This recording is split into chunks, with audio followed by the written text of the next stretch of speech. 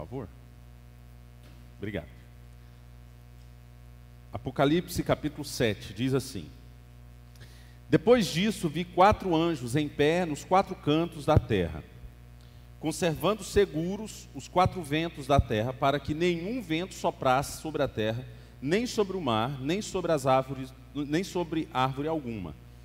Vi outro anjo que subia do nascente do sol, tendo o selo do Deus vivo, e clamou em grande voz aos 4 anjos, aqueles aos quais fora dado fazer dano à terra e ao mar, dizendo: Não danifiqueis nem a terra, nem o mar, nem as árvores, até selarmos na fronte os servos do nosso Deus.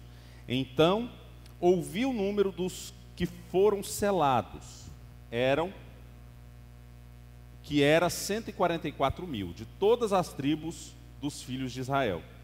Da tribo de Judá foram selados 12.000, da tribo de Ruben 12.000, da tribo de Gade 12.000, da tribo de Aser 12.000, da tribo de Naftali 12.000, da tribo de Manassés 12.000, da tribo de Simeão 12.000, da tribo de Levi 12.000, da tribo de Issacar 12.000, da tribo de Zebulon 12.000, da tribo de José 12.000 e da tribo de Benjamim foram selados 12.000. Depois dessas coisas, vi e eis grande multidão que ninguém podia numerar, de todas as nações, tribos, povos e línguas, em pé diante do trono e diante do Cordeiro, vestidos de vestiduras brancas, com palmas nas mãos, e clamavam em grande voz, dizendo: Ao nosso Deus que se assenta no trono e ao Cordeiro pertence a salvação. Todos os anjos estavam de pé, rodeando o trono, os anciãos e os 4 seres viventes, e ante o trono se prostraram sobre o seu rosto e adoraram, dizendo: Amém. O louvor e a glória e a sabedoria e as ações de graças e a honra e o poder e a força sejam ao nosso Deus pelos séculos dos séculos. Amém.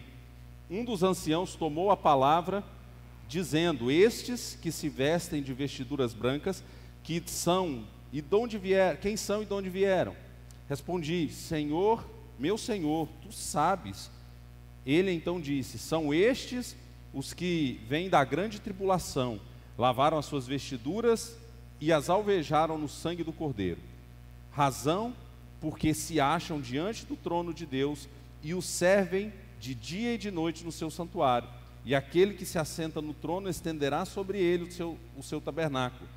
Jamais terão fome, nunca mais terão sede, não cairá sobre eles o sol, nem ardor algum, pois o Cordeiro que se encontra no meio do trono os apacentará e os guiará para as fontes da água da vida. E Deus lhes enxugará dos olhos toda a lágrima. Nós temos estudado, o Apocalipse, o livro de Apocalipse, com alguns cuidados, que a gente precisa ter para interpretar o livro do Apocalipse, que isso aí já foi constantemente, toda semana a gente fala, que já falamos sobre o critério pelo qual a gente precisa achegar ao livro do Apocalipse. Então, o livro do Apocalipse é um livro metafórico, obviamente, é uma visão, é uma revelação que João tem acerca das últimas coisas. Que últimas coisas são essas? O livro do Apocalipse trata de que tempo? Qual é o tempo que ele está tratando? O livro do Apocalipse, ele trata exclusivamente dos acontecimentos que acontecem. Acontecimentos que acontecem é legal, Dos acontecimentos que acontecem, não tem jeito, Dos acontecimentos que acontecem da primeira vinda até a segunda vinda de Cristo. O que vai acontecer nesse meio? Então, o livro do Apocalipse trata exclusivamente disso. Um outro critério que a gente tem usado é entender que o livro do Apocalipse não trata de eventos que começam no capítulo 1 e vai tendo uma progressão até chegar no capítulo 22. Quem lembra como que é para ser, qual que é a ordem que eles colocam, Só levantar a mão, só para eu saber, você lembra qual que é a ordem que é colocada? Alguém lembra? Não é, eu sempre falo assim, olha, não é uma ordem do 1 ao 22, mas ele explica algumas seções em ângulos diferentes, vocês lembram? É a mesma verdade em ângulos diferentes. Basicamente, são 7 sessões em todo o livro que explica o final dos tempos. Ou seja, Se você pegar do capítulo 1 ao capítulo 3, é uma das 7 sessões que explica os acontecimentos que estão acontecendo na igreja, né? Que a carta é direcionada às 7 igrejas da Ásia. E as 7 igrejas, do capítulo 1 ao capítulo 3, conta o que está acontecendo nas igrejas da Ásia, né? Nas 7 igrejas que nós já estudamos sobre isso, do capítulo 1 ao capítulo 3. Por outro lado, é como se, eu sempre falo isso, né? É como se é uma mesma história em 7 câmeras, um filme com 7 câmeras. Então agora a outra câmera vai mostrar o que vai acontecer no fim do mundo, né? Como que é o fim do mundo. Então, do capítulo 4 ao capítulo 7, compreende uma outra perspectiva do mesmo acontecimento, das últimas coisas, da primeira até a segunda vinda de Cristo, o que está acontecendo agora e que visão João tem do céu, o que está acontecendo do céu. Tanto que o capítulo 4, se você olhar lá na sua Bíblia, é a visão do trono de Deus, né? Se por um lado eles começam olhando para as igrejas, por outro agora fala, olha lá o trono de Deus, o que está acontecendo na mesma época, Se a gente olhar o final dela, né, o capítulo 6 que nós olhamos na semana passada, já vai tratar do final do mundo. Já é o fim dos tempos. O capítulo final aí, né, o capítulo 6, o final do capítulo 6, trata do fim do mundo. O que vai acontecer no final do mundo, no fim do mundo. Se a gente interpretar o Apocalipse como um acontecimento simultâneo do 1 até o capítulo 22, a gente vai ter que entender que tem 6 fins do mundo na história, porque 6 vezes ele vai contar essa mesma história do fim do mundo. Então, o Apocalipse ele se divide, assim como os Salmos, ele se divide em livros, né? Não é 150 livros de Salmos, né? Não, ele se divide em livros também. O Apocalipse, ele se divide em sessões, tem 22 capítulos, mas ele se divide em 7 sessões. A primeira sessão do capítulo 1 ao 3, e agora nós estamos hoje finalizando a segunda sessão. O que está acontecendo com essa visão do trono de Deus, né, que nós falamos sobre os selos, nós falamos semana passada do que é cada um dos 6 selos, entendemos que o 7º selo é o recomeço de tudo, que a hora que for falar do 7º selo, recomeça as 7 trombetas. Então nós vamos entender que esse livro trata de sessões, que tem como objetivo mostrar que Deus é vitorioso e que a igreja é invencível, e a obra de Deus é invencível ao longo da história. Pode se levantar besta no mar, besta na terra, pode se levantar inimigos contra a igreja, filho da iniquidade, pode se levantar anticristo, se levanta governo, se levanta perseguição à igreja, se mata crente, mas a mensagem do evangelho, que é o primeiro selo, né, que nós falamos na semana passada, o que representa o primeiro selo, esse primeiro selo é o evangelho, que pode matar o pregador, mas a mensagem do evangelho vai continuar sendo pregada, né? E aqui João escreve isso, logo depois desse escrito dele vai acontecer mais mortes, né, de cristãos nas arenas. E aí vem depois a frase de pais da igreja, né, que vai dizer que o sangue dos cristãos nas arenas mortos eram como que sementes na terra, porque a cada vez que se matavam cristãos, brotava cristãos de todos os lados. Então a ideia do Apocalipse é mostrar essa vitória de Cristo por meio da sua igreja, né? Usa a tua igreja para serem vitoriosos. Tanto que o versículo 2, né, do capítulo 6 vai dizer, né, que saiu vencendo para vencer, né? Então vai vencer. A mensagem do evangelho vence. A mensagem do evangelho veio para vencer.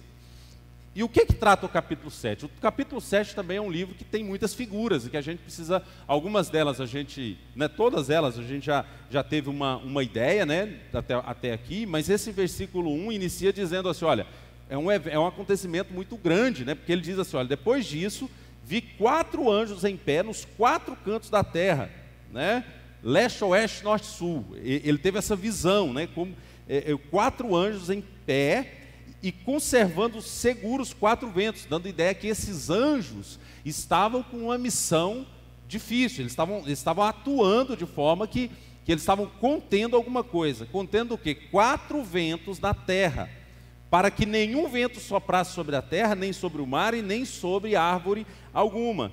E esses quatro anjos, né, então estavam contendo alguma tormenta, né? Existia um período por um período, esses 4 anjos estavam segurando alguma tormenta que viria sobre a terra. Versículo 2 diz: vi outro anjo que subia do nascente do sol, tendo o selo do Deus vivo, e clamou em grande voz aos 4 anjos. Então veio outro anjo e virou para os 4 anjos que estavam segurando essas tormentas e disse o quê? Olha, e clamou em alta voz aos 4 anjos, aqueles aos quais fora dado fazer dano à terra e ao mar. Então esses ventos foram dados autoridade para causar os danos, já expresso no 6º selo, né? Que está lá no 6º selo, quando é colocado o sol se tornou negro, o saco de crina e toda a lua e tal. Então tem alguma coisa segurando. A ideia é que esses 4 anjos têm a missão de segurar todos esses acontecimentos finais. Por quanto tempo? Até que o quê? É o que o texto vai dizer. E dizendo: não danifiqueis nem mar, nem terra, nem o mar, nem árvores, até o quê? Até o quê? Alguém lê aí? Versículo 3. Até o quê? O finalzinho, até o quê? Lê alto aí, vai. Até selarmos na fronte os servos do nosso Deus. A gente conhece sobre marca na testa, não conhece? E a gente sempre, quando fala assim, marca na testa, quem que você lembra? Né? Não lembra da marca da besta?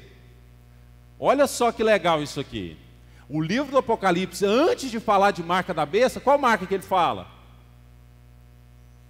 Qual que é a marca mais importante? Não é a marca da besta. A marca mais importante é a marca que Deus coloca na fronte dos servos dele. Lá em Efésios nos diz assim, olha, que nós que reconhecemos o Evangelho, nós fomos selados com o Espírito Santo da promessa. Então, todos os acontecimentos, todas as dificuldades, todos os problemas que estão por vir, estão sendo seguros por Deus, de alguma forma. Esses anjos do Senhor estão contendo todas as tormentas finais, até que a última pessoa seja selada com esse Espírito da promessa.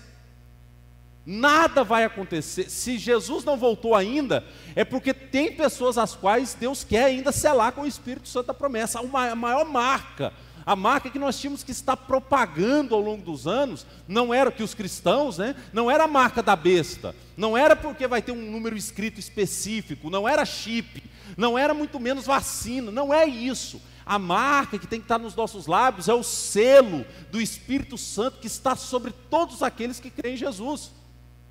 Todos aqueles que se rendem ao Evangelho de Jesus, estes são dirigidos, e a ideia da marca não é literalmente, né, para não acontecer que as pessoas vão pegar agora um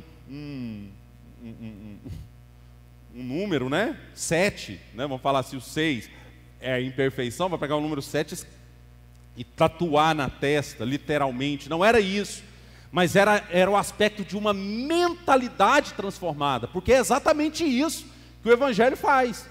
O Evangelho muda a nossa mente, não é? O Evangelho não muda a nossa mente, meninos? É ou não é? Muda a nossa mente, muda a nossa mentalidade. O Evangelho, ele muda a nossa mentalidade, a nossa forma de pensar nas coisas, certo? Se o Evangelho mudar só a nossa agenda, isso não é Evangelho. A agenda do domingo de manhã, a agenda do domingo à noite, a agenda lá do PG que eu vou ter que ir, né? Que por sinal tem muita gente que não está indo no PG, eu não sei porquê, mas deve ter alguma razão muito, muito séria, né, muito grave para não ir num pequeno grupo. Quando você olha para essa ideia da mudança de mentalidade, a ideia da mudança da mentalidade é o ponto mais principal, é o ponto principal, o ponto que define se você é convertido ou não. Por isso que fala, existe um selo sobre aqueles que Jesus vai falar um negócio interessante, né, que se conecta a isso, né? As minhas ovelhas ouvem a minha voz, eu as conheço e elas me seguem. A ovelha de Jesus vai seguir Jesus.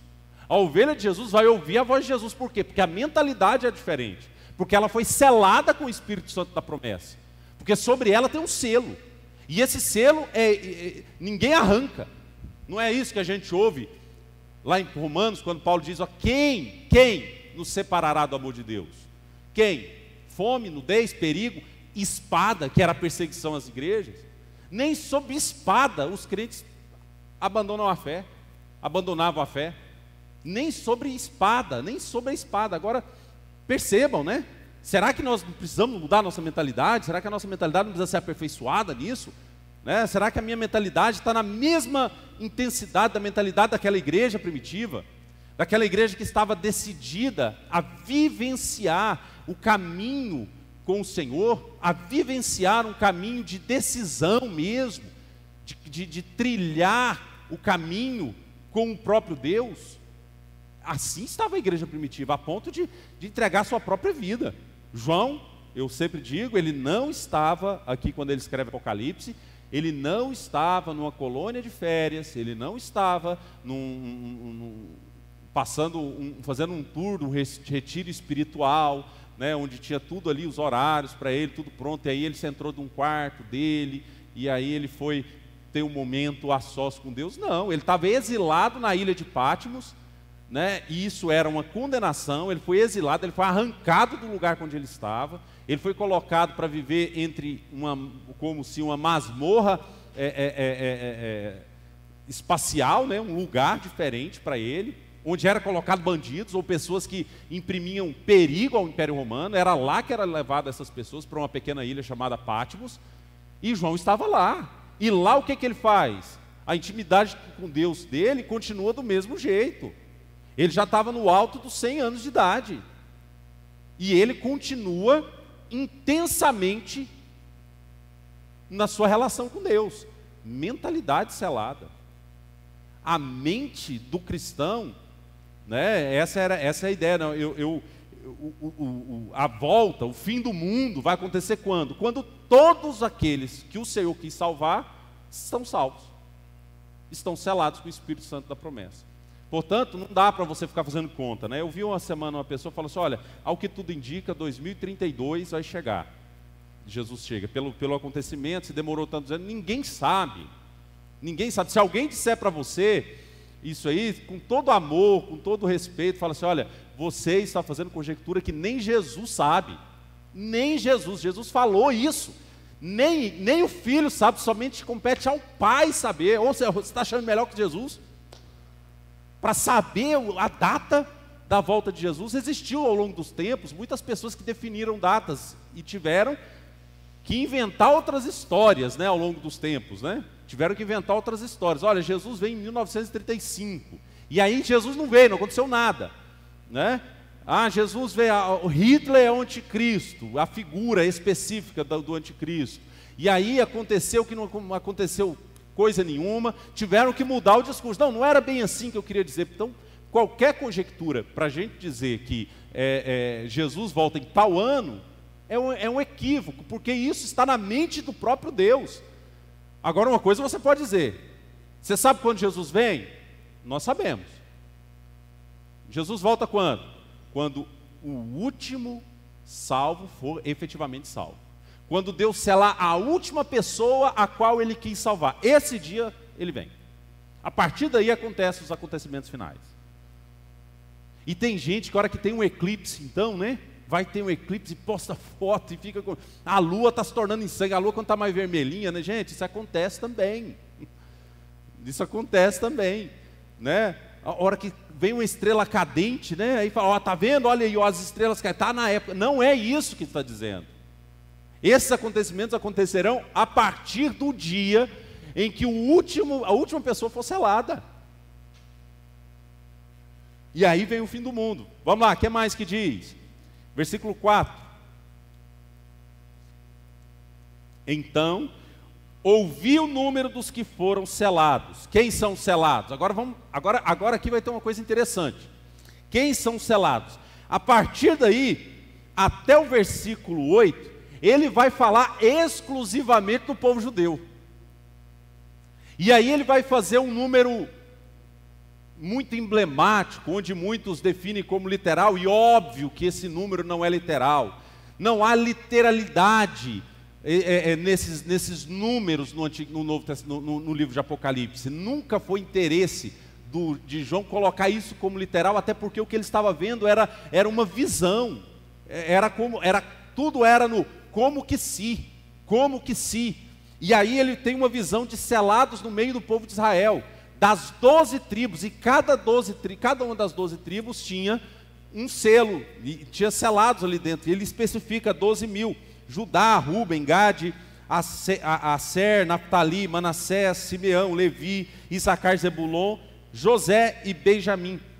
Então esses homens, essas pessoas, elas fazem parte das pessoas que foram seladas. Obviamente, o povo judeu foi excluso da aliança de Deus? Não, Deus tem salvos também no povo judeu. Por exemplo, Paulo, ele vai se julgar, ele vai dizer para o povo, quando lá em Roma, o pessoal começou a questioná-lo, ele falou, eu também sou judeu, e ele era judeu mesmo. Ele era da tribo de Benjamim, ele era benjamita, o apóstolo Paulo. Só que o meio pelo qual eles são salvos é o mesmo meio pelo qual é salvo o povo gentil. De que forma Paulo vai falar em Roma, por exemplo, quando tinha briga entre gentil e judeu, de que forma eles eram salvos? Eles eram salvos pelo mesmo meio de Jesus.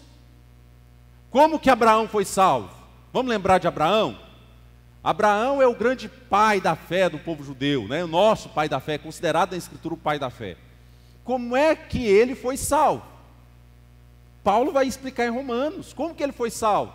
Ele creu, e o fato dele crer, a Bíblia diz que isso foi imputado a ele para a justiça. Ou seja, ele foi justificado, porque ele fez o quê? Ele creu. No Novo Testamento, isso tem um nome, chamado justificação pela fé. Abraão foi salvo pela lei ou pela fé? Pela fé. Os pais da igreja, os primeiros judeus, depois aqueles que seguiam a lei levítica, depois de Moisés, estabelecendo as leis, como que eles foram salvos? Não, eles foram salvos porque eles cumpriam os rituais? Não, ninguém, Paulo vai dizer, ninguém conseguiu ser salvo por obras da lei. Qual que era o papel da lei? Apenas mostrar a doença do pecado. Está vendo que vocês não conseguem me seguir e eu é que salvo vocês? Por isso que diz lá assim, ó, Jeremias vai dizer, né? Eu é que sei os pensamentos que tem para com vocês, pensamentos para trazer paz e não guerras para com vocês, não morte a vocês. Eu é que estou tratando vocês, eu é que trato com vocês. Então no Antigo Testamento a lei não era desassociada da graça, a lei era graça, porque mostrava para eles o pecado deles. Mostrava para eles o quanto eles eram pecadores. Se não tivesse a lei, eles não conseguiriam definir o pecado deles. Então a lei existe para evidenciar. Paulo vai dizer isso em Roma, né? Então a lei veio, no capítulo 5, né? Falou assim, a lei veio para que se avultasse o pecado, para que o pecado fosse colocado em evidência. Então o pecado colocado em evidência, agora vocês viram o quanto vocês não prestam. Agora vocês viram o quanto vocês estão distantes de mim. Agora que vocês reconheceram o pecado de vocês, agora vocês entenderam a minha obra. É mais ou menos assim, ó.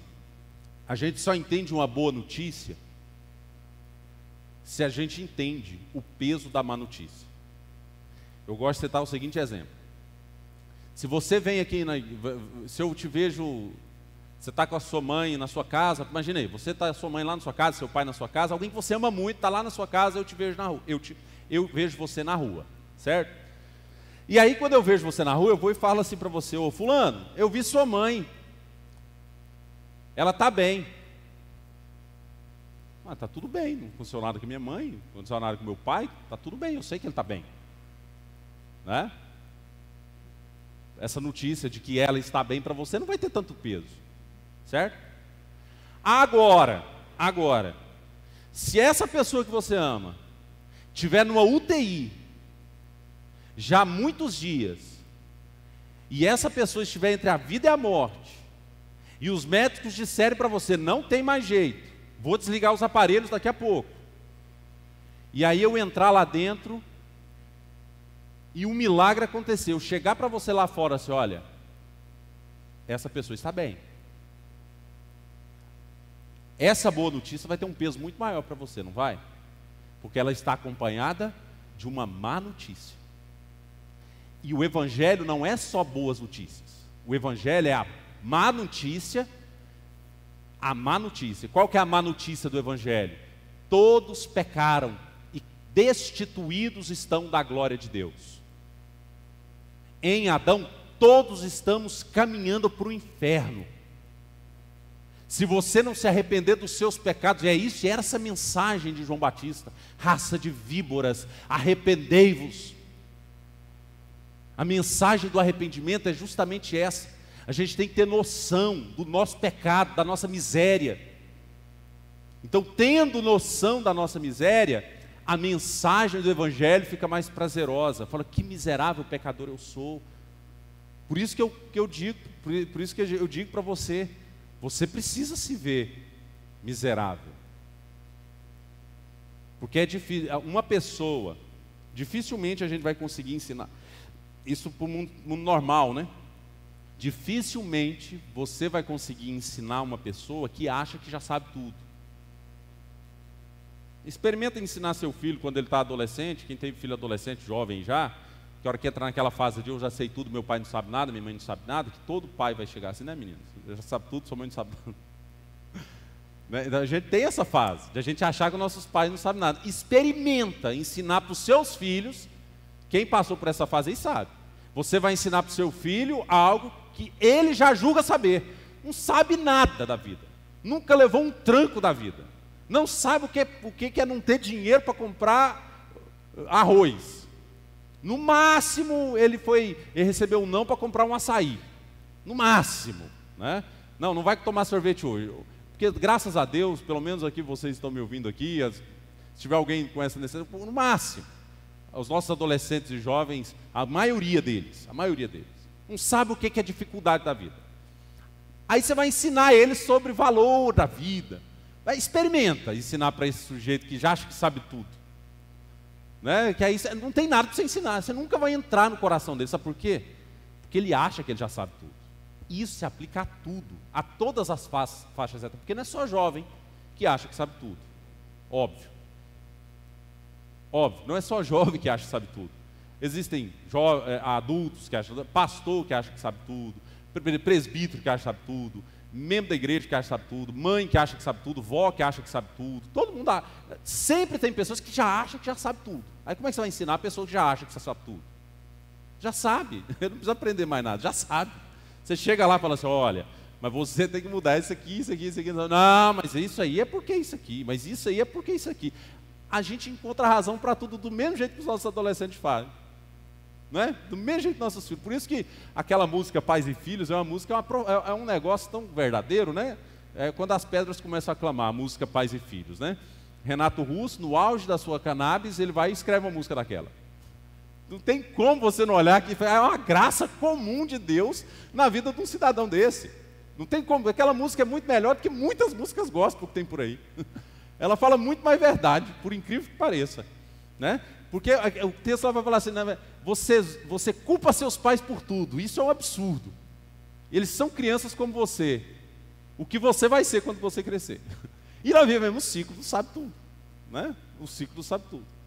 O que Paulo vai falar para os judeus, a respeito dos judeus, é assim, olha, todo judeu e todo gentil, eles serão salvos por um único meio. Deus tem um meio só, Deus não é bipolar, que tem um jeito para tratar o povo judeu e outro jeito para tratar o povo gentil. Não, todos são tratados a partir de uma só fé. Uma fé no Cristo. Por isso que ele usa o termo. Então, o número 12 aqui não é um número literal, né? Não é 144. Então vai ter 144 mil judeus lá. Não, 12 vezes 12, né? 12 mil vezes 12 dá quanto? 144 mil. A ideia é que Deus tinha de todas as tribos judaicas pessoas as quais Ele estava também salvando, e era muito. E por que o número é mais reduzido comparando com os outros? Porque é óbvio, é só uma nação pequena. O povo judeu é um povo pequeno, é só uma nação, é óbvio que o número vai ser reduzido. É óbvio que não é multidão que não se pode contar. A ideia é, existe uma multidão, um povo pequeno, um povo menor, que eu também estou salvando. Tem gente selada no povo judeu. Tem gente selada lá. A eles foram concedidas as leis. Então Deus ele vai salvar eles, mas só pelo mesmo meio. Por isso que aí chega o versículo 9. O versículo 9 vai dizer o quê? Olha, depois dessas coisas vi e eis grande multidão que ninguém podia enumerar, de todas as nações, tribos, povos, línguas, em pé diante do trono e diante do Cordeiro, vestidos de vestiduras brancas, com as palmas das mãos. E o que eles faziam? E clamavam com grande voz, dizendo: ao nosso Deus que se assenta no trono e ao Cordeiro pertence a salvação. E aí há outra visão. Por um lado tem os judeus, por outro lado tem os gentios de todas as tribos, povos, raças e nações, as quais eu estou salvando. A força do Evangelho. O que esse texto está dizendo? O Evangelho é poderoso. O Evangelho é poderoso. E Paulo vai dizer isso em Romanos 1:16, né? Por isso que é importante a gente associar a Bíblia como um todo. Paulo vai dizer, olha, porque o Evangelho é o poder de Deus para a salvação, primeiro do judeu e depois do... E ele vai chegar aos gentios. Versículo 1, versículo 16 e 17. Porque o justo viverá pela fé. Que é o versículo 17, vai dizer, aí o sujeito pensa, não, o justo viverá pela fé, então eu tenho fé que eu vou ficar rico, então eu vou ficar rico. Eu vivo em função dessa fé. Não, a fé, a justiça de Deus vem, a justiça de Cristo é aplicada a todos aqueles que creem nele. Aquele texto está falando de salvação, de fazer parte do povo de Deus. O justo vive. Qual que é o contrário de vivo? De vivo? Morto, certo? O contrário de vivo é morto. O que Efésios diz? Vocês estavam o quê? Mortos no dentro do pecado, né? Então como é que você vive? Como é que você vai viver? O justo viverá então pela fé. Então esse versículo está dizendo assim, olha, todo mundo está morto. E nós obtemos vida quando temos fé. E essa fé, ela não vem de nós, ela é um dom de Deus. Deus simplesmente toca no nosso coração, nos ilumina a mente, a gente ouve a mensagem que a gente sempre ouviu, mas nunca fez sentido, e agora a gente vai crer. Então o justo viverá pela fé, o justo, o justificado, ele se tornará vivo, ele se torna vivo porque ele crê em Cristo. É isso que aquele texto está falando. Aqui lá não está falando de carro, de nada. Aqui ele está falando daquele que crê, ele vai viver. Ele sai do estágio de morte que ele nasce para o estágio de vida. Versículo 11. Todos os anjos estavam em pé, rodeando o trono, os anciãos e os 4 seres viventes, e ante ao trono se prostraram sobre o seu rosto e o adoraram. Então, ele fala do povo judeu que está salvo, do povo gentil que é salvo e está adorando, e agora os anjos estavam em pé, rodeado o trono. Então um cenário de absoluta majestade de Deus, e até os anjos se prostrando e adorando o Senhor. E aí o versículo 12, tem uma coisa que você nunca mais vai ler esses versículos e cantar uma música aqui, que nós vamos cantar agorinha também, sem perceber o que está acontecendo. Repetidas vezes se usa essas 7 atribuições a Deus. 7. O número 7 é muito simbólico na Escritura e principalmente em Apocalipse. Olha só: louvor, a glória, a sabedoria, as ações de graça, a honra, o poder e a força. Tudo aquilo que era atributo de um imperador romano. Tudo isso aqui, essas 7 atribuições, era comum se atribuir como que se fosse a totalidade do poder ao imperador romano. O imperador romano recebia tudo isso. E o que os anjos estão fazendo ao nosso Deus? Entregando a Ele tudo que é dele. O louvor, a glória, a sabedoria, as ações de graças, a honra, o poder e a força. Sejam ao nosso Deus para quando? Pelos séculos dos séculos. Amém. Assim seja, e seja para sempre assim. E seja para sempre assim. Então, o nosso Deus, ele é dono de todas as coisas. Ele é digno de receber todos esses atributos, porque Ele é Deus. Só que agora no verso 13, e aí agora vai começar uma coisa interessante, porque ele explica alguma coisa. É bom, porque quando a Bíblia, a gente precisa ter um entendimento que é assim, ó, a Bíblia interpreta a própria Bíblia. Textos difíceis são interpretados à luz de textos mais fáceis. Por isso que a Bíblia tem que ser lida como um todo. Se você pegar só um versículo, você vai se complicar. Olha agora o que vai dizer o verso 13. um dos anciãos tomou a palavra dizendo: estes que se vestem de vestiduras brancas, quem são e de onde vêm? Porque ele está falando que tinham pessoas lá que se vestiram de vestiduras brancas no versículo 9. Esses eles vão dizer que é de toda tribo, povo e raça. Mas para ali, é o mundo inteiro que ele está dizendo? Porque Deus amou o mundo de tal maneira, então Deus amou o mundo inteiro, né, no sentido de que todo indivíduo vai ser salvo. Olha o que ele vai dizer, João. Respondi-lhe: meu Senhor, tu sabes. Ou seja, João ele fala o quê? Eu não sei o que é, Senhor. Eu não sei, tu sabes. Sei que está aí no céu. Eu não sei de nada do que é. E olha o que ele vai dizer. Ele então me disse: são estes os que vêm da grande tribulação. Preste atenção. Grande tribulação é para crente. A igreja será atribulada. A igreja sofrerá tribulação. Existe uma corrente, que nós já falamos sobre isso lá quando estudamos o capítulo 1, né, na introdução ao Apocalipse. Existe uma interpretação que diz que a igreja será arrebatada, e essa igreja, através de um arrebatamento secreto, essa igreja não passará pela tribulação. Não existe isso na Escritura. Não existe arrebatamento secreto na Escritura. Aqui está dizendo isso, que esses crentes, os crentes que estão de quando em quanto tempo?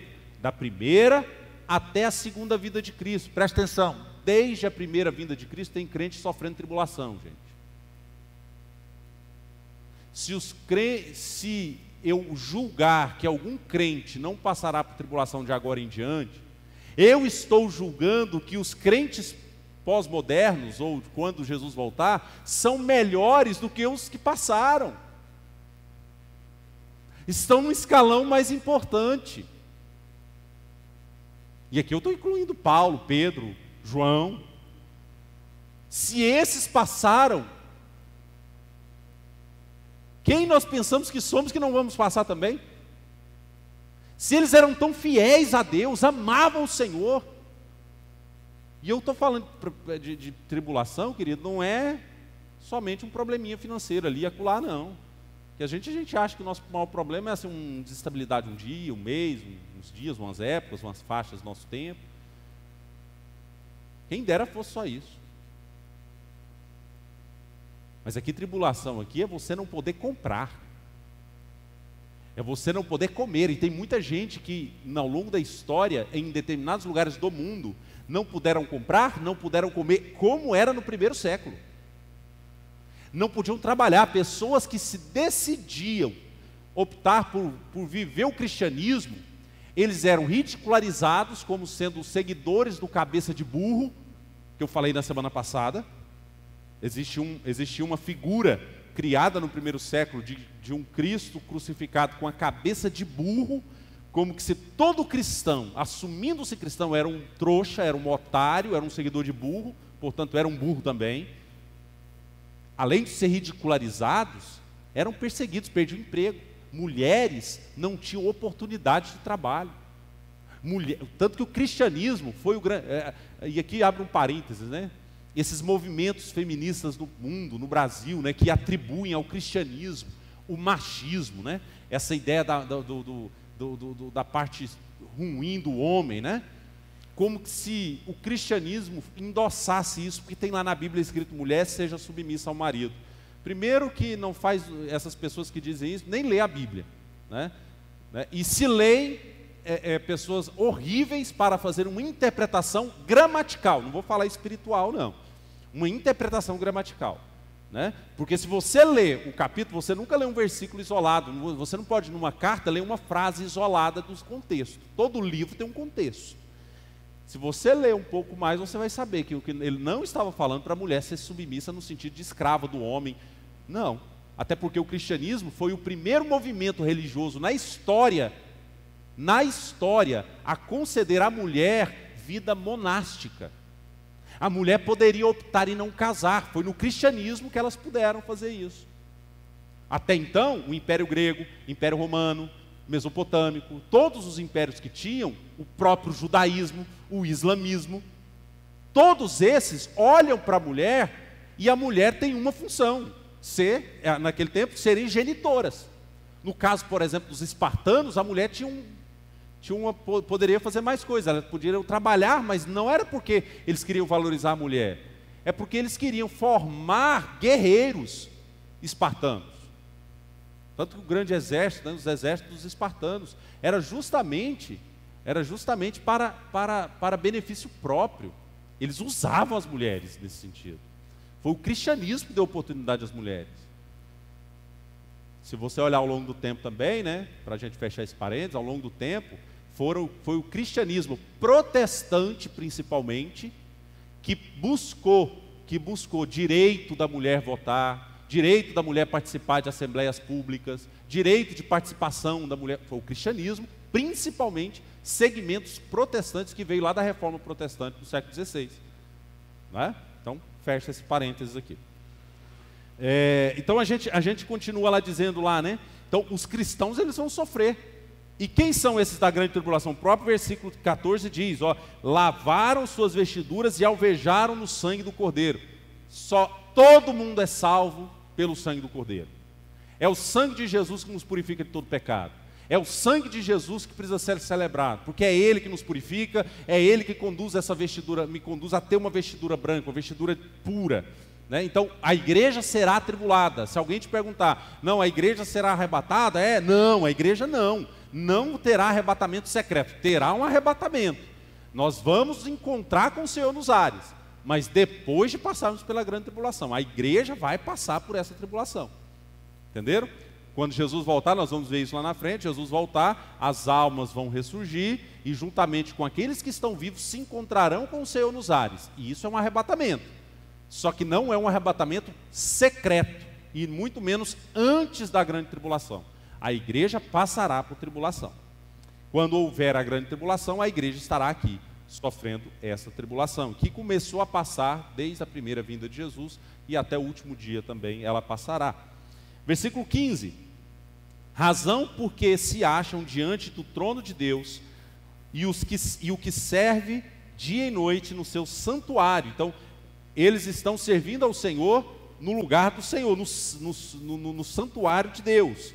E aquele que se assenta no trono estenderá sobre eles o seu tabernáculo. A Bíblia diz que Jesus, o que significava o tabernáculo no Antigo Testamento? O tabernáculo era o significado da presença de Deus no meio do povo. Quando Jesus veio ao mundo, é dito sobre Jesus que Jesus veio e tabernaculou sobre nós. Ou seja, estendeu a sua presença. A ideia aqui é o quê? Aqueles que têm a vestidura branca, que sofreram, a esses eu vou conceder a graça de me servir no meu santuário e a minha presença eternamente na vida deles e plenamente na vida deles. Versículo 16: jamais terão fome, nunca mais terão sede, não cairá sobre eles o sol, nem ardor algum, pois o Cordeiro que se encontra no meio do trono os apacentará e os guiará para as fontes das águas da vida. E Deus lhes enxugará dos olhos toda a lágrima. Amém? Deus nos enxugará todos. O que a gente aprende com isso? Né? Que conclusão a gente chega com esse capítulo 7? Primeiro, do versículo 1 ao 3. Do versículo 1 ao 3. Que conclusão a gente chega? Versículo 1 ao 3. Olha, Deus ele não vai encerrar essa história sem que a última pessoa a qual Ele quer salvar, Ele salve. Efetivamente salve. Segundo, verso 4 até o verso 12. Né? Deus, Ele tem um povo escolhido, tanto no meio de judeu, quanto no mundo inteiro. E versículo 13 ao versículo 17. A igreja passará por tribulação. No entanto, ela será salva porque ela foi redimida e lavada no sangue do Cordeiro. Que decisão que a gente toma com isso? Nós temos uma decisão a tomar: adorar e exaltar o Cordeiro Santo de Deus, engrandecer o nosso Deus, servir o nosso Deus, dedicar a nossa vida a Deus, dedicar a nossa vida para o serviço a Jesus Cristo, para honrar a missão de Deus no mundo, sabe? tomar parte do ministério de Jesus no mundo. Não fazer com que a minha perspectiva de cristandade seja apenas ir à igreja, mas fazer com que a perspectiva de cristandade para mim seja encarnar uma missão de Jesus onde eu estou, de falar de Jesus para onde eu estou, de abraçar o evangelho aonde quer que eu esteja, de viver como um cristão dentro da minha casa, de viver como um seguidor de Jesus, adorando a Jesus. Como é que a gente tributa louvor ao Senhor? Não apenas com palavras, a gente tributa louvor ao Senhor com a nossa vida, né? A minha vida louva ao Senhor, as minhas atitudes dignificam esse Deus a qual eu sirvo. Essas são situações que a gente precisa considerar na nossa vida. Eu torno Deus conhecido às pessoas, assim como João enviava essa carta, e evidentemente que eu queria que você lembrasse que naquele tempo não tinha nada escrito como tem hoje. Então essa carta de Apocalipse foram cartas que precisavam ser lidas e relidas constantemente para o povo, para ficar assim encucado. Tanto que no capítulo 1, se você olhar no versículo 4, vai dizer assim, no versículo 3 vai dizer lá assim, olha, bem-aventurado aqueles que leem e aqueles que ouvem a palavra dessa profecia e guardam as coisas escritas. A ideia dele incentivar aquele que lê, porque a pessoa que lia a palavra, essa carta, era uma pessoa muito importante, porque era o único meio para a pessoa ter contato com o que Deus estava falando. Não tinha a palavra de Deus escrita para eles. E precisava de alguém ir lá, pegar o pergaminho, né, e ler para eles, e ler constantemente. Por isso essas figuras também, 7, para eles encucarem, entenderem que está falando da totalidade de Deus, né? Por isso que eles atribuíam esses números. Olha, era uma multidão, eram pessoas, tem um grupo no meio dos judeus e tem uma multidão que não pode se contar no meio das pessoas que não são judeus, que são gentios. Então, Deus se estende por todo mundo, por todo o tempo. Amém? Vamos cantar?